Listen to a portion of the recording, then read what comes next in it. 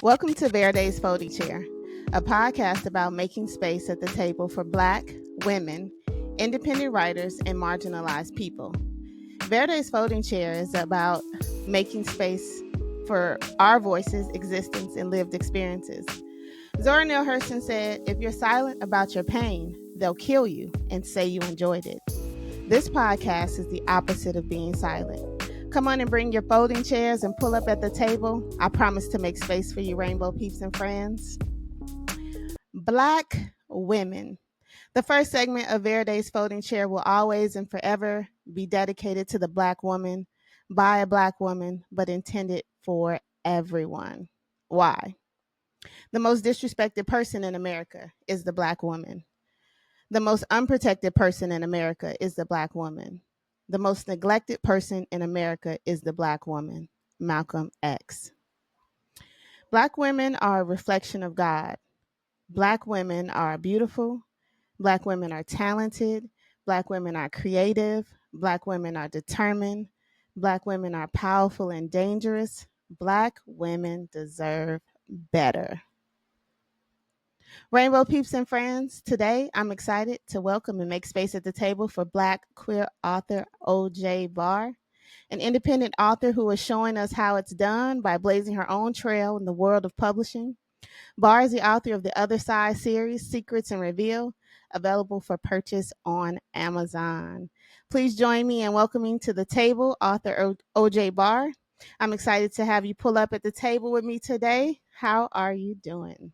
I am blessed. I'm happy to be here and to be at the table. I'm sitting in the chair. I'm a little nervous, but I'm excited for this conversation. So, yes, thank you so much for having me. Yes, I'm excited. Thank you for your time today. Before we hop into anything, what are your preferred pronouns? I just want to make sure. She and her. Gotcha. All right, cool. So we'll start off by talking about your very first beginnings, if you will. Okay. What does it mean to be your mother's child? Ooh, that's a tough one. I am the oldest, and so I'm the oldest of three. And then something that I learned from one of my therapists is I'm not just the oldest, I'm also the eldest, because that can play a difference. Sometimes the younger child plays the role of the eldest, but no, I am most definitely both. So for me, sometimes I feel like I am parenting not just my siblings, but even sometimes my mom. It's Wow. as she gets a little older, sometimes, helping her navigate things and, technology and everything. I mean, yes. So Technology. I take on that role, and I'm learning how to attempt to set boundaries in all areas and roles of my life. But it is one that I wear proudly, and to be able to give back to her and to spoil her and give her all the things that she deserves as, an amazing mother. Absolutely. Thank you. When did you first read The Color Purple?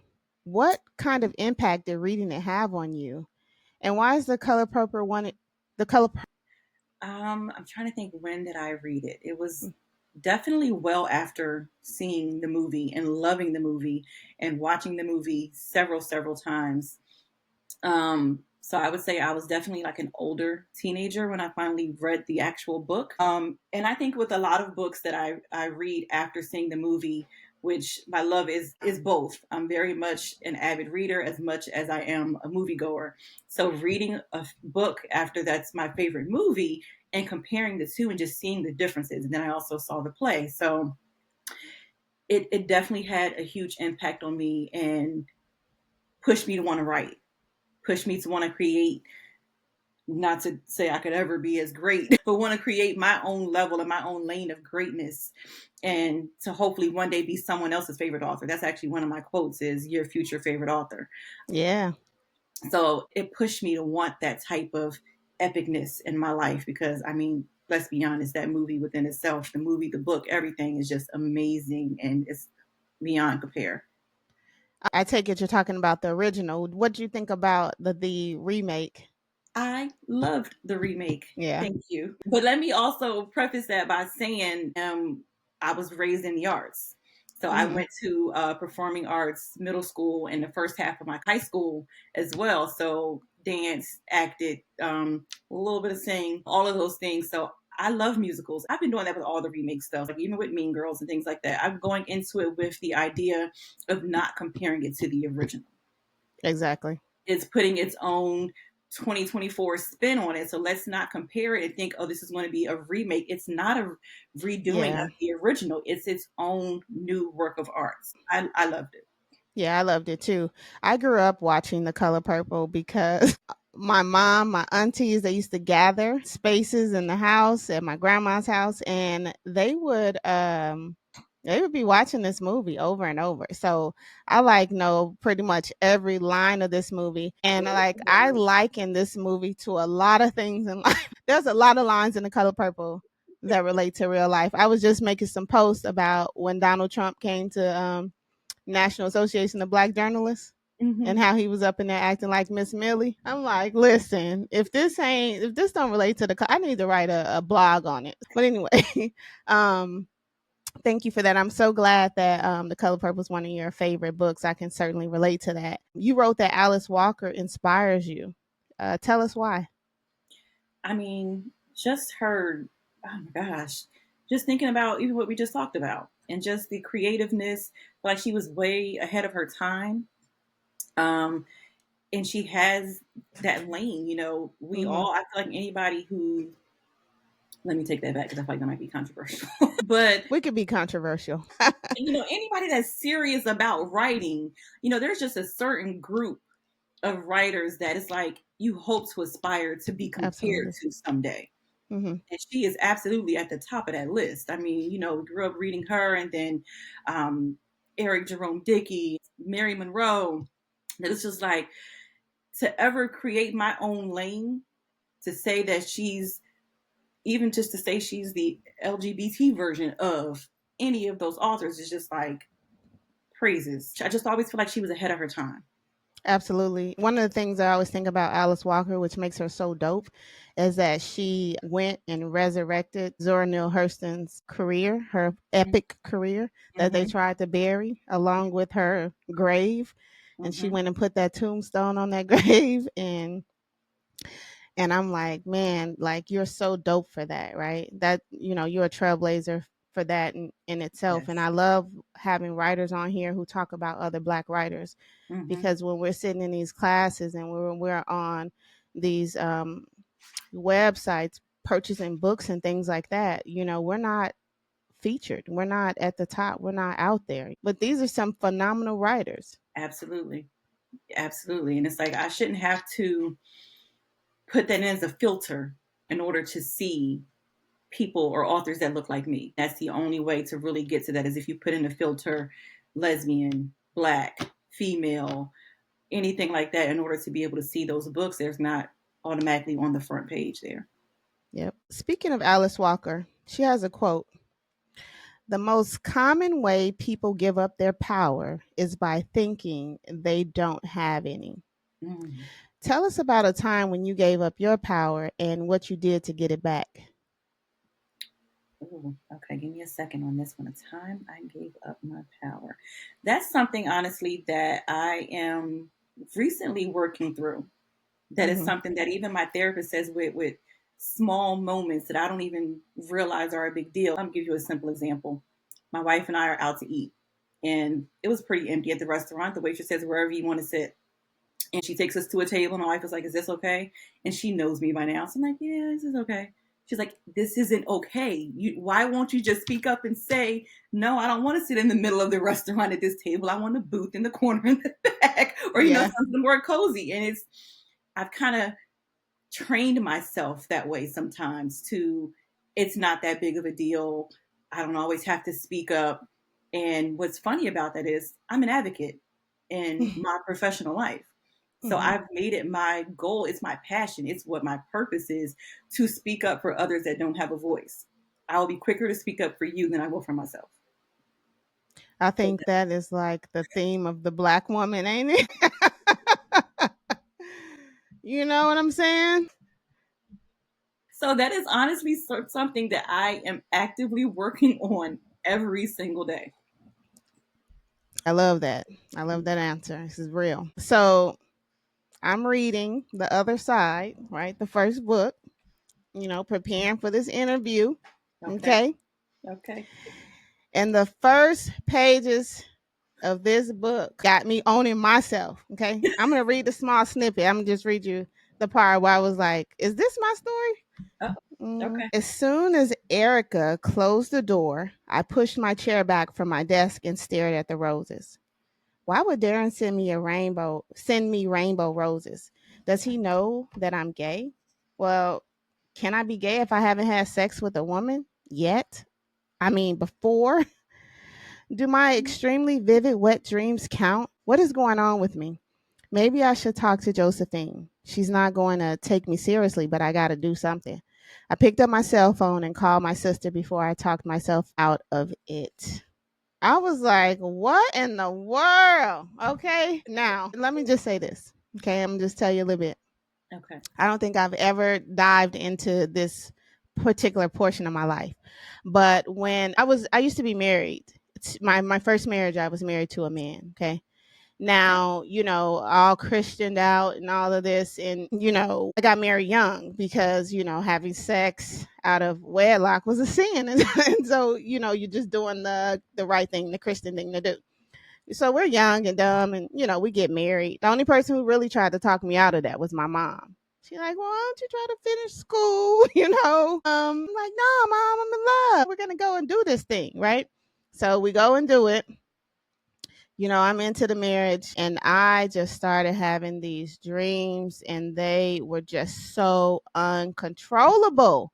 They were so uncontrollable to the point where I talked to my husband at the time about it. Like I'm telling him, hey, this is happening. And I'm Mhm. thinking like I'm about to get some support. We about to get some prayer. You about to help me through this that I'm having. But he just wasn't, we were young and it just impacted his ego in a way that I at the time just did not understand.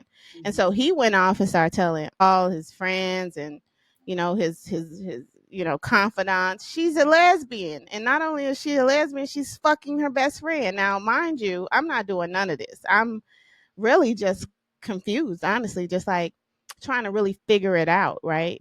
Although I've always had those types of feelings, I never really thought, any like real way about it. And that pretty much like destroyed me because it was just so heavy. So when I read that, I was just like, oh my gosh.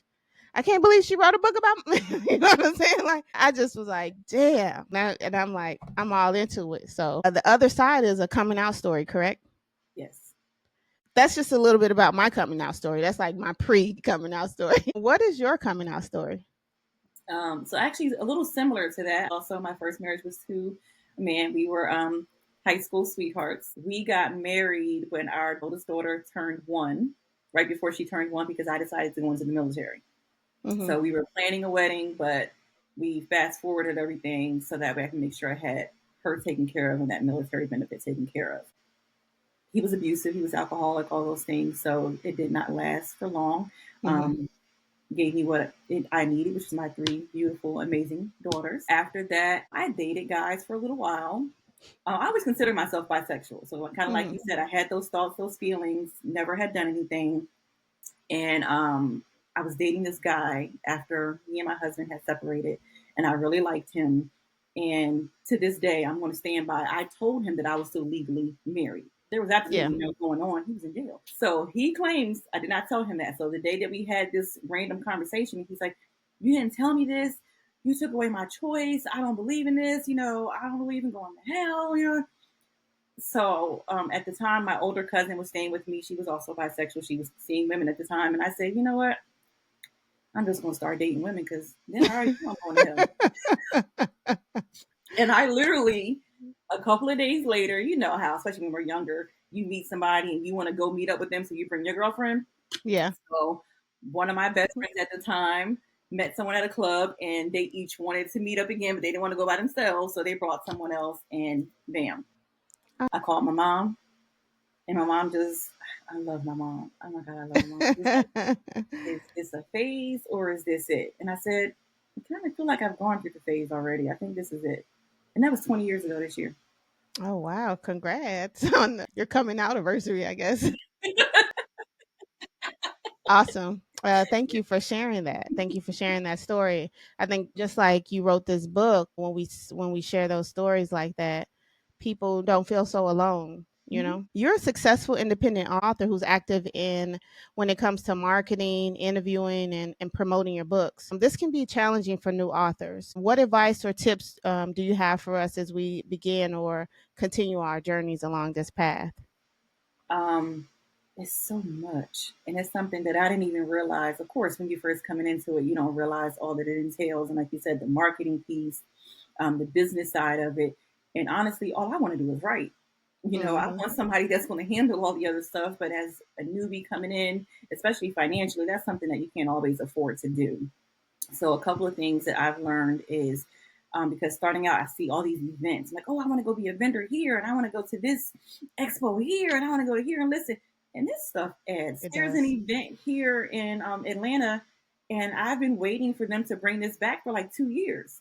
They bring it back this year, and I finally get the details. It's $500 to vend at this event. Cross that off the list. So sorry, not gonna happen. So you kind of have to pick and choose, put those in your budget, the Mm-hmm. events that you can not only vend at, but also to go to and to grow as an author, to get that knowledge. I would say have a support system. I have some amazing author sisters that constantly pour into me and into each other.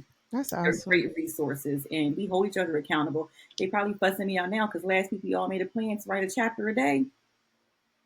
I haven't, no, I'm sorry. I'm not.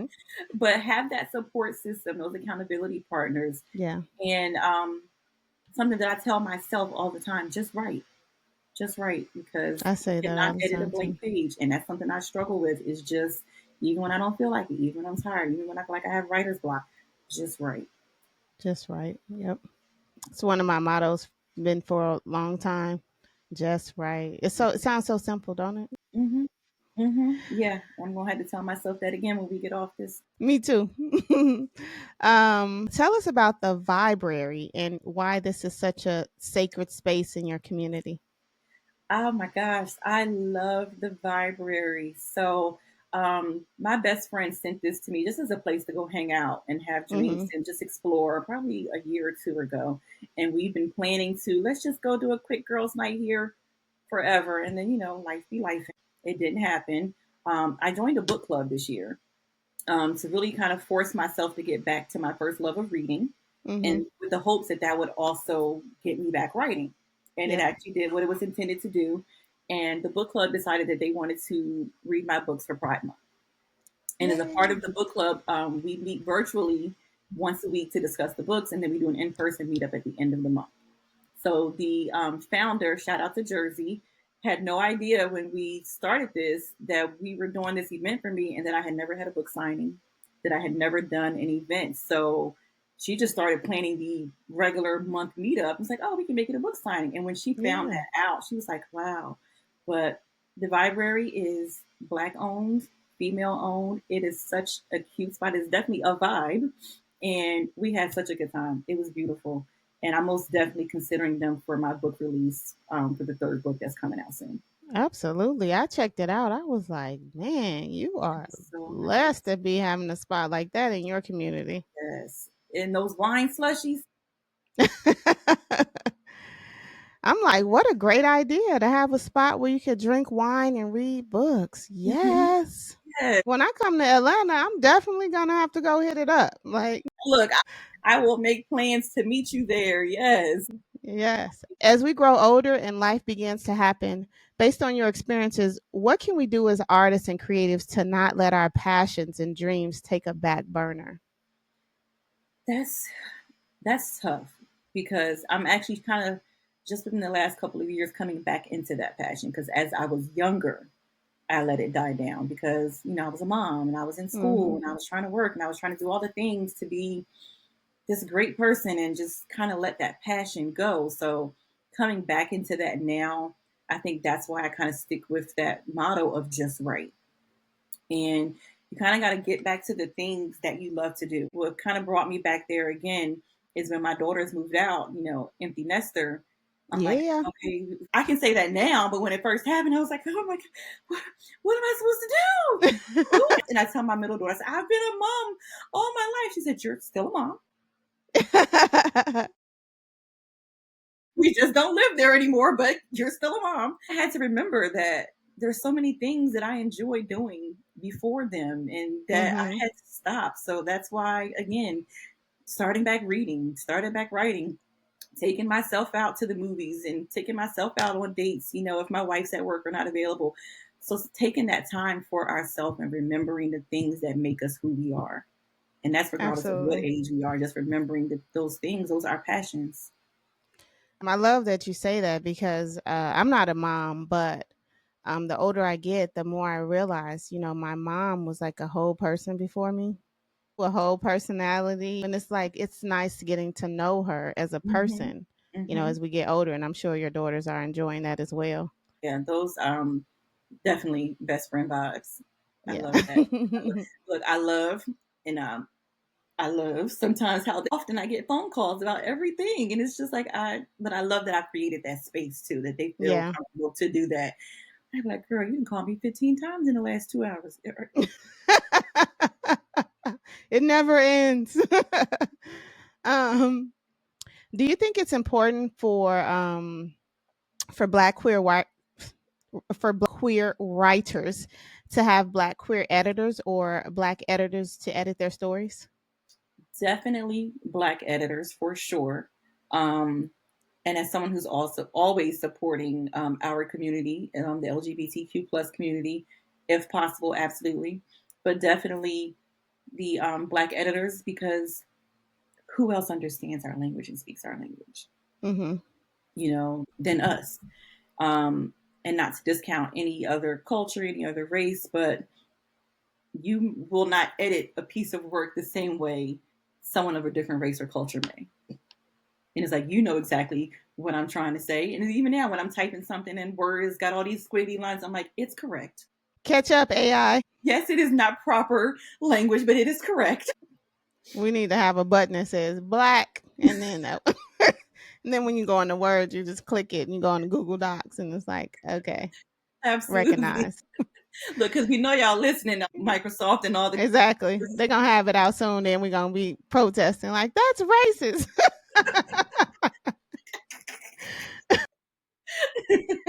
What challenges have you faced or continue to face being a black and queer living in the Bible Belt of the South? Hmm.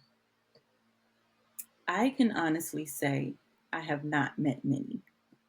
Um, and that may just be because I have a blind eye to them in a sense. Mhm. I've always just been authentically me, unapologetically so. Um, I recall a position that I got back in 2008, and at the interview, without a second thought, because it was just my life, they were asking about my ability to do certain things after hours, and I said, I'm not a single parent. I'm married, my wife, da, da, da, da. So, that's not an issue.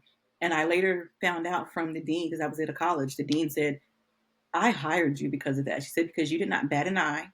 You were so authentically you. It was like, we need her and we need more people like her. And that's Yeah. just always been me. I'm not going to hide who I am. I'm not going to sugarcoat. Sorry, not sorry if it makes you uncomfortable. Um, so I may just not even pay any mind, honestly. Yeah. You know what just came to my mind? Because I love like how songs resonate with experiences. Like Mm-hmm. this Lil Wayne line that he says, "I'm Ray Charles to this bullshit." That's you. I will look. I can I even love tell you, it. I had more. I don't even know if bias is the right word, but possibly. When my children were younger, I'm from New Jersey, and so when they were younger, we were in New Jersey, and Hmm. I would always get comments because I was very heavily involved with their school, PTA, volunteering for everything, bringing baked goods to the teachers for the holidays, the whole nine. Yeah, we need And more parents like you. we would get comments like, "Oh my gosh, you're just like a regular family." Mm, the little microaggressions. Like, well, what did you expect? Just because, yeah. So as they've gotten older and adults, and I haven't had as much of that. So no. It's a blessing. Mm-hmm. Speaking of school, that's what my next question is about. Uh-oh. As a middle school educator, I see a lot of young people struggling with their identity and their sexuality and really being true to who they are. Sometimes out of fear from their family, being excluded from friendship circles and social rejections. Some to the point where they, commit self harm, they run away. What insights and or advice would you like to share with young people grappling with their sexuality and their identity? Seek a safe space because they are there. Um, Not all adults are going to make you feel bad or bash you or change your mind or anything. There are adults that can be a safe space for you. Seek out that safe space and resources. I wish I had her name and I can send it to you later. There's an author on Instagram that I follow who I want to say is also a middle school teacher, and she's writing books for that community. And Yeah. dope. And she's like, I catch a lot of slack for this, of course, but if I reach one or two kids, then that's all that matters. Do you know where she's located? I don't, but I promise you, Okay. I will look her up as soon as we get done, and I'll send you her information. Thank you. I appreciate that. And also, your answer is beautiful. It's spot on, safe space. Yes, Absolutely. And safe people, people who make you feel, yes. seen and welcomed. Absolutely. I am super, excited about hearing you talk about your writing process. What's that like for you? How do you come up with ideas? Um, when an idea comes to you, what's one of the first things that you do, and how do you go about the process of completing your stories? Okay, so one of the first things I do, especially lately when I come up with an idea, is call my middle daughter, who is AKA my consultant. Who, once we really get some money from this, she will be paid, but as of right now, she's working for free. Yeah, but showing that I love bonus. I call her and run ideas by her. I bounce ideas off of her. She gives me the feedback on if she thinks it's going to make sense or is it outside of the storyline. And we keep notes on that. But honestly, I'm just a vessel. These characters talk to me all the time, and it's just like I just let them run amok and just write it down as I'm Absolutely. observing what they're doing. Nice. And I think most of us writers can probably attest to that and know that that's pretty much how it happens. I think I did my first outline just recently. I've never Mhm. done an outline before, but I had to do an outline just to make sure that these last couple of paragraphs for this book made sense. And I'm Mhm. like, "Oh, that's what this is like. Okay, so let's see if I can get them to follow the rules of what we're supposed to." I love it. I love that because when you go to these author events, oftentimes the writers they'll tell you like, and this is the way you have to do it. And I love talking to writers who are like, you know what, I got my own style, I got my own approach, and I still get these stories written. Hmm. Hmm. Uh, Absolutely. what authors currently inspire you to continue writing? What inspires me? Honestly, and I even hate to say this word, but my fans. Like Hmm. just the people that reach out and say, this story resonated with me so much, or this is my story. Even like you said, like, wait, you just wrote my coming out story. Those incidences, or I've had people like friends of friends or family who will call me to argue about a point in the book and how they thought this is what's happening. It wasn't. That inspires me. Just hearing the people that love the work and that Hmm. I'm still touching people no matter how long it's been or how long it will be. So that's inspiring for me. And do you have any authors who inspire you as well? Yes. So shout out to my Bragg sisters. That's my Black romance author group. Um, Okay. Jay Nicole, who has written over 50 books. I think she might have hit 50 this year. Connect with her because I need to know how it's done. Okay. So author Jay Nicole, Carla DuPont, who has ghost written 35 plus writing her own series as well. And her children are authors. So keeping people like that in your circle that just push you. You Um, know these people? yes. Wow. That's one of the things I learned about you. One of the things I enjoy about the whole interviewing people is like trying to figure out who they are without them telling me. And you are very active. I love it. I'm trying to be. I really am. I'm trying to be. So you Yes. said Carla DuPont and Yes. Carla DuPont, Jay Nicole, Bella J, Cher Therese. These are all amazing authors. I wish I could name them all, but there's literally about 30 so in our group. But these are Wow. some amazing Black women who are out here killing it. Sharon Y'all need Terese, to who let me in. travels to write her books. She travels to Bali. So She I'm sorry. travels. Can you say that again? Cher Terese, Mm-hmm. she travels for her books. So if her book is set in Bali, she went to Bali and did the research. Oh, I love that. Right. So, I mean, you're getting authentic experiences from her. So, I just love it. They are very inspiring to me all the time. Okay, you're gonna have to tell them who I am and tell them to Absolutely. open that door up. And let me on up. Let me on up in there. I sure um, will. tell us. Well, you already, Well, let's see. Tell us about three Black queer authors we must add to our TBR list. I mean, you Mm. already just gave us a ton, so So, I will say those that I mentioned are Black women authors, not queer authors. okay. Um, but you did Tuesday Harper. I love Tuesday Harper. First of all, she is hilarious. Yeah, she is. I enjoyed um, hanging out with her. Rose Smith is one as well. She does Rose, like Ro, Ro. Rose Smith, and she does like little quickies. That's what she Mm-hmm. calls them. She has a couple of books with little quickies, and they real hot and steamy for a page and a half. I'm like, dang, that was quick. That's why it's called the quickie. Okay. And Shade, and Shade as well. Yes, I love and Shade. And Shade. Hmm. Got it. Okay, cool. Well, I'll be adding them to my TBR, checking them Yes. out. So we're privileged to have books 1 and 2 of The Other Side. They're available to read now. What can your anxious readers anticipate from you next? So the third and as of right now, final book from the Other Side series. Um, I'm praying for an end of summer release. And just like I said when I did my book event at the library, end of summer is not August, y'all. First week of fall is not till the end of September. So give me a minute. I'm coming. I'm coming. That's right. So that is definitely coming really soon. That's in the works. And I keep getting asked if I'm sure it's going to be the end. I'm not sure. As Mm-hmm. of right now, I'm sure because I have so many other projects that I want to work on. And until I kind of put them to bed for a little bit, I can't move forward. So as of right now, it's the end, but you never know. Um, I'm also working on a pure Black lesbian romance because as you'll dig deeper into the other side, it was intended to be a romance, but it's more drama than romance. So I Yeah. want a pure girl meets girl, girl falls in love with girl romance story. I'm also doing a children's series, Nice. and that's just to promote LGBTQ plus inclusivity. The Yeah. first book will be discussing like the different types of families, and not just talking about the LGBT plus family, but some kids are raised in a foster family. I'm a foster recruiter for an agency here, or they're raised by their grandmother, or their aunts and uncles. So just Yeah. kind of show different types of families.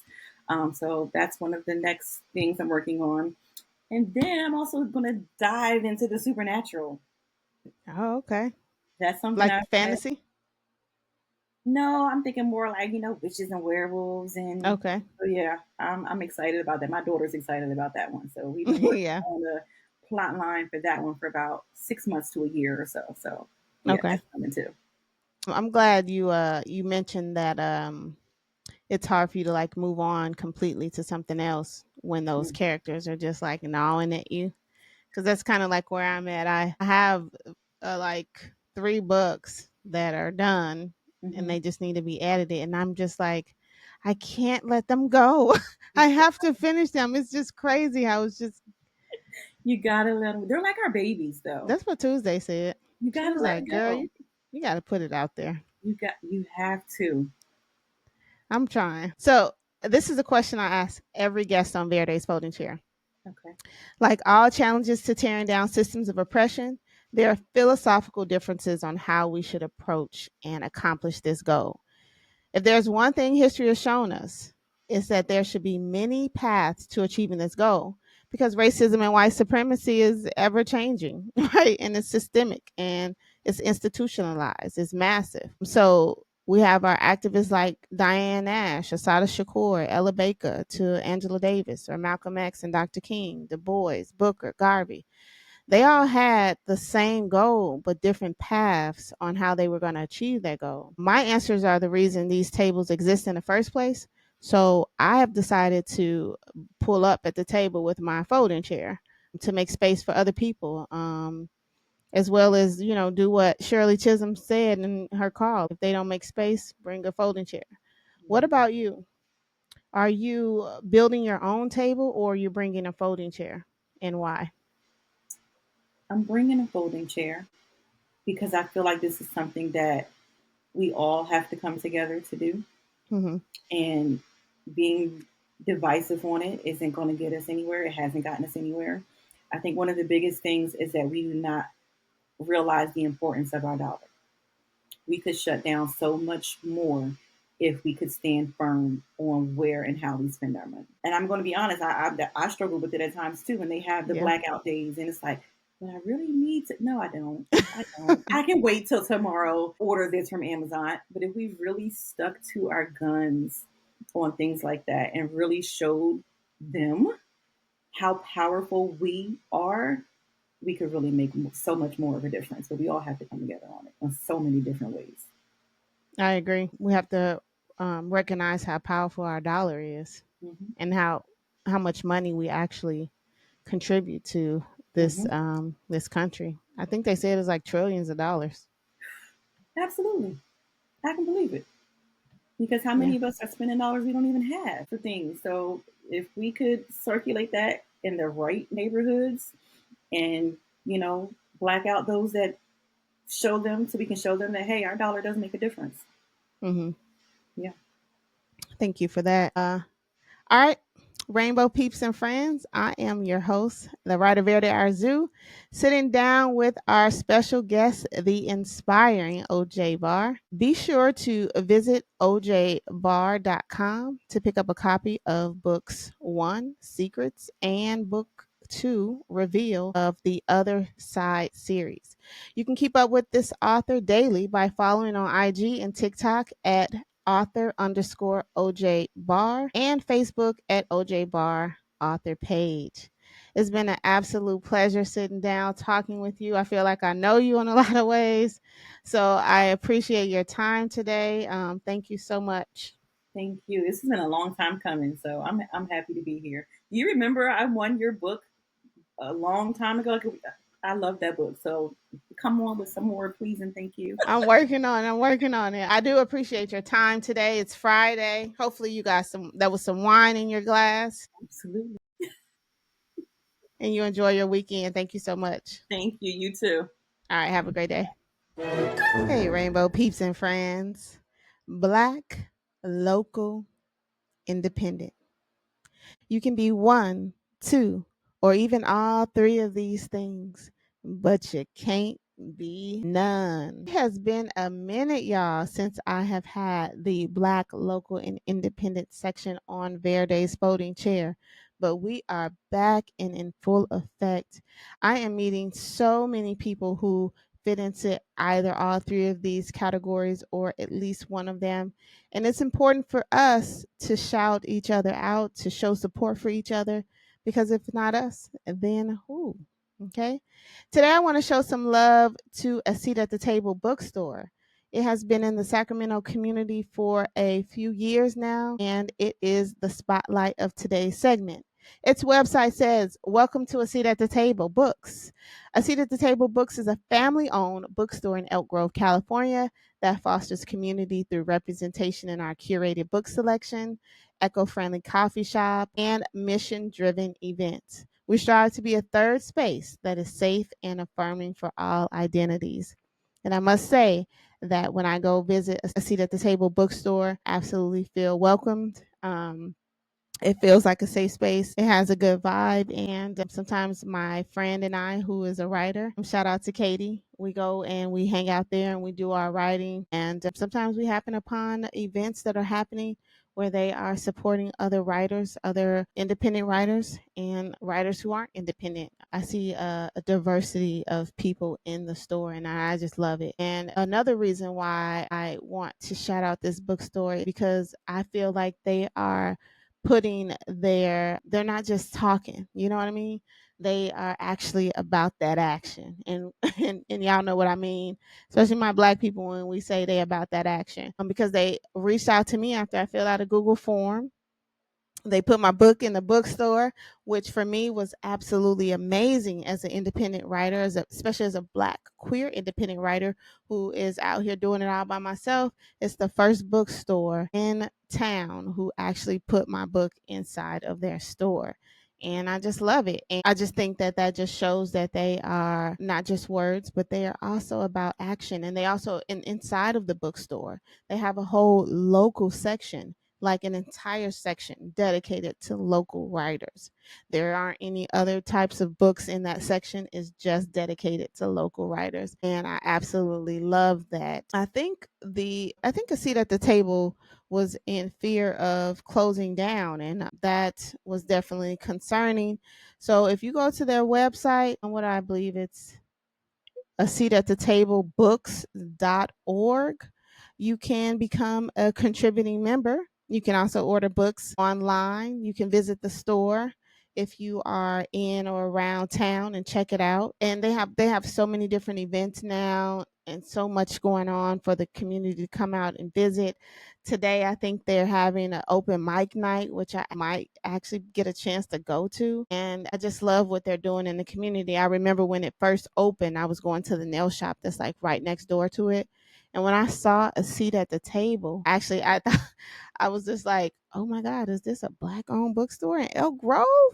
It's not black owned, but it's definitely for the community, and it's very diverse and it's for everybody. And so I absolutely love that. Just the title alone, of course, it relates to my podcast, which is Verde's Folding Chair, because of Shirley Chisholm, right? And that's where that name comes from, a seat at the table, right?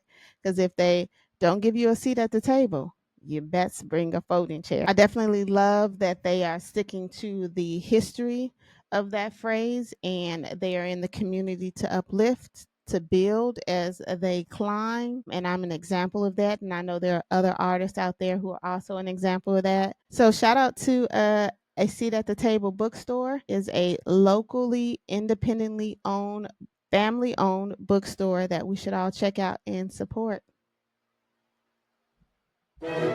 Teachers are powerful. Tap in. Now, y'all, I am getting ready to head back into the classroom. I have so many mixed emotions about it. I really do. I'm just going to be honest with you. Seeing the kids, they always bring me back to my why and my purpose for what it is that I do. I just received some disturbing news about the district that I teach in, and in regards to our black students, and just brought me right back to my why and who I am. Systems disruptor. And we know these systems are systems of racism and white supremacy. And when we see those systems doing what they are intended to do, I'm one of those people who steps in and says, nah, we ain't doing it like that. And it causes me to not have very many friends at the school that I teach. And I'm quite comfortable with that. There are quite a few teachers on campus who absolutely do not like me, and who, if they were really honest, were afraid of me. And I don't care. I'm not a scary person.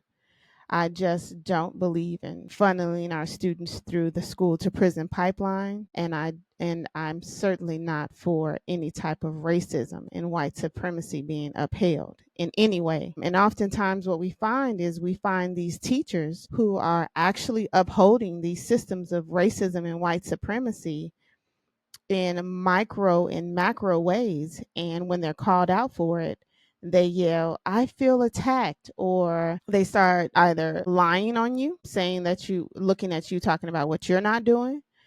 They scream that they've been attacked, especially if you're black, and especially if you're a black woman. I don't know, black woman, black man, they feel attacked. And I'm just not for the bullshit. And I am so well rested and ready to go this school year. May the odds be ever in your favor. And that's all I have to say about that, because I am here to do exactly what the school district continues to tout and continues to receive awards and accolades for, which is diversity, equity, and inclusion. So, with that being said, let's move on. Homework check. Remember, our assignment was to Google ACLU Cal Action State of Black Education and to read over the report card. Have you been doing that? I hope so. Because I am going to read to you today a little bit about actually the reason why I'm a systems disruptor right now. Another reason is because I went through the public education system in the United States of America. I know just how much they are undereducating black and brown babies and why the statistics are what they are. And I feel like we need to really start looking at who is the culprit behind why these things are happening. Because we can continue to look at the data, we can continue to talk about the kids, but kids are just coming into the classroom. We have to talk about our responsibility as teachers and why Black students continue to disproportionately be impacted in the most negative ways. And until we're comfortable actually talking about Black students and saying Black, not people of color, okay? Not BIPOC and all of those things. We're actually talking about these Black kids who continue to be at the bottom of everything that they're supposed to be rising to the top in. I mean, every category. And we can't be afraid of that. Because when we lift from the bottom, everybody else rises too. So when we say Black, Black is inclusive of everyone else. And that is the thing that racists and white supremacy leaders try to twist by saying, say things that are just absolutely ridiculous, like reverse racism, when you really try to hone in on a particular group like Black people who oftentimes are at the bottom within these systems. It's okay to look at them. It's okay to spend time on that because you're only as strong as your weakest link. So if you can tighten up and strengthen your weakest link, everybody else benefits as well. And Black organizations and people who are focused on the Black cause and improving Black situations and systems for Black people, then everyone else benefits as well because you're pulling from the bottom. Okay? Gosh. So I'm looking at the state of Black education. Remember, you were supposed to go to Google ACLU Cal Action State of Black Education. Okay. And I'm just going to read you under the report section, student outcomes and academics. And I'm just going to just start reading for you. And I want you to tell me if it makes sense to you. Standardized test score gap. Only 17% of Black students met or exceeded the California assessment standards for math, compared to 49% of white students in 2022-23. With English, only 30% of Black students met California assessment standards, compared to 61% of white students. We have to ask ourselves, why? Okay, let's look at AP IB advanced course gap. Only 3% of California's AP and IB students are Black, although they are 5% of the student population. The A through G college prep gap. Only 33% of Black California students met the A through G gap for UC CSU college admission with a grade of C or better, compared to 52% of white students in the 2022-2023 school year. Graduation rate gap. Roughly 78% of Black California students graduated high school, compared to 90% of white students in 2023. Come on, y'all. Okay. We can continue on with that racist rhetoric of Black people just don't and can't and won't, or we can really start looking at these systems of racism and white supremacy. We're overrepresented in special education. We are held back at a higher rate. I mean, it just goes on and on. Okay. And hopefully you have taken the time to look at this report. It's definitely going to be the fire inside of me this school year, even though I really don't need any other motivations. I have all the motivations I need because I work with the teachers. I ain't gonna even say that. I got all the motivation I need. That's all I'm gonna say about that. I have all the motivation I need. So that's all I have to say about today's teachers are powerful. And the reason teachers are powerful is because we are actually the ones who can change these statistics. It is us. We can look at these students and we can begin to make these critical changes that need to be made in the classroom. We can stop being afraid of our Black students. We can stop kicking our Black students out of the classroom. We can start getting to know the Black culture and what it means to teach Black students, understanding the Black language, because we do have our own language. African American Vernacular English is an actual thing. We can just start being more inclusive and going to professional development trainings. If you are treating your Black colleagues with exclusion and they are telling you directly about yourself, absolutely know that you're doing it to those babies because they aren't able in the same way that we are as adults are to speak up for themselves. So whenever I am addressing teachers about the way that they are treating other teachers and the way that they act within departments, I absolutely know that behind those closed doors, when they're in the classrooms by themselves, exactly what they're doing to students who look like me and act like me. And I'm a teacher and I am powerful. Tap in. All right, Rainbow Peeps and Friends, it's time for me to share my positive thought for this episode. And today's positive thought comes to us from Alice Walker. I chose Alice Walker today because we've had author O'Jay Barr on the show today, and we talked a lot about Alice Walker. Alice Walker is an inspiration to author O'Jay Barr. I found some powerful quotes from Alice Walker, and I'd like to share one that comes from The Color Purple, which we also talked about today on the show. So here we go. Have you ever found God in church? I never did. I just found a bunch of folks hoping for him to show. Any God I ever felt in church, I brought him with me. And I think all the other folks did too. They come to church to share God, not find him.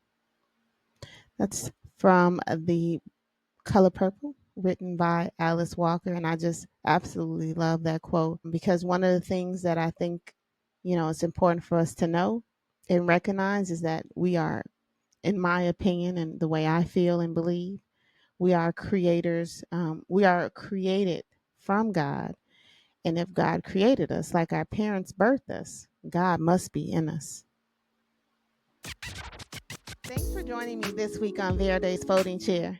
To stay connected with your girl, join me on IG at the_writer_Verde_Arzu, on X at Verde_Arzu, and or Facebook at the writer Verde Arzu. I'm also on LinkedIn at the writer Verde Arzu. You can also find a copy of my book, Rainbow, a Black queer novella, can also be purchased online at Amazon and Barnes & Noble, as well as independent retailers. I am out here, y'all. If you like what you heard and you want to hear more, be sure to write a quick comment, like the post, share this episode with your friends and fam, and subscribe so you don't miss the next episode. Any of these options are free to you and take up so very little of your time, but it means the absolute world to me, and I mean that especially as a Black independent artist. I appreciate you, Rainbow Peeps and Friends. And remember, if they don't give you a seat at the table, bring a folding chair. Thanks for listening. Peace, love, and rainbow.